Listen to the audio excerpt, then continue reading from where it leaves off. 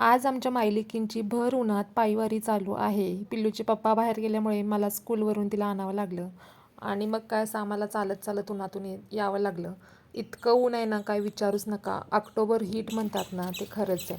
त्याच्यानंतर पिल्लूचं असं उड्या मारत मारत पळत चालू होतं आणि काल संकष्टी होती. काल तर ठरवलेलं एकसुद्धा काम पूर्ण झालं नाही. फराळ करायचं, फराळाच्या रेसिपी दाखवायच्या म्हणून साहित्य आणलं.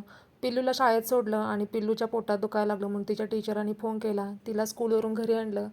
मग घरी येऊन तिला औषध वगैरे दिल्यानंतर बरं वाटलं. गणू बाप्पांच्या दर्शनासाठी सकाळपासून यायचं होतं, पण याचा योग संध्याकाळी आला. आणि काय, गणू बाप्पाच्या मंदिरात आलं की गार्डनमध्ये खेळायला तर पिल्लूला खूप आवडतं.